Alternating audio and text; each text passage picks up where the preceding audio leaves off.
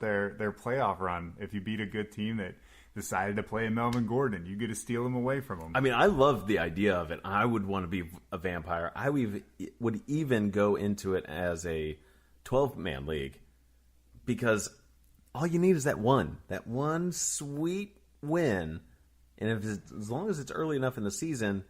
But I feel like any vampire has their shot because you can stream half your league, or your team rather, including quarterbacks. Quarterbacks, yeah. Tight you can pick ends, up a quality kickers, yeah. Yes, all those guys. Your top wide receivers and your running backs, that would be the toughest thing.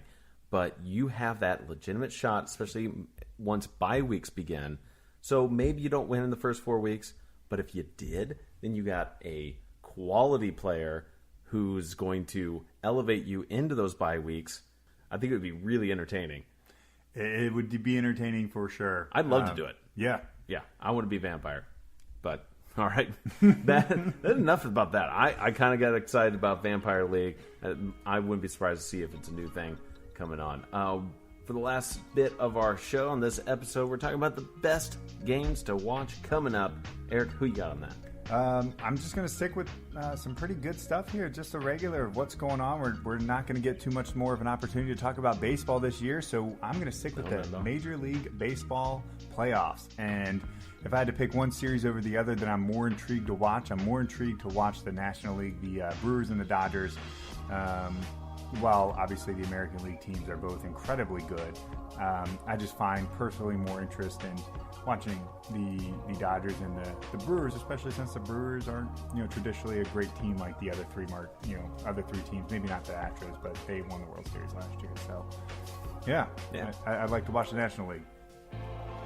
I feel you there. And although that Boston and Houston matchup for the ALCS is pretty darn good, there's a lot of talent out there. It's amazing. Yeah. It's almost like watching a couple all-star teams going at it. But these are, so we are really seeing the best of the best is what I'm getting at.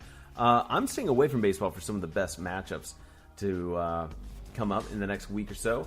We have Clemson versus NC State, two ranked teams, college football, worth watching, and also another top 25, Michigan State and Michigan.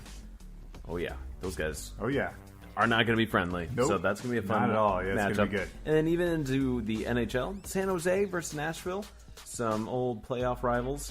I think that would be a good one to check out. Don't forget, it's hockey season, so I'm sure we'll talk about that leading into the next episode when you guys tune in to Average Sports. So, Eric, does that do it for us? Yeah, that goes ahead and wraps up the show for us today. I wasn't really paying attention to what you were doing there. So, but yeah, thanks guys so much for listening, tuning in. Please like, subscribe, share. Ask us your questions on our Facebook page. Send us an email to avgsportsguys@gmail.com. If you got any, we'll be sure to answer them, and you may even make it onto the show. Thanks, guys. See you next time.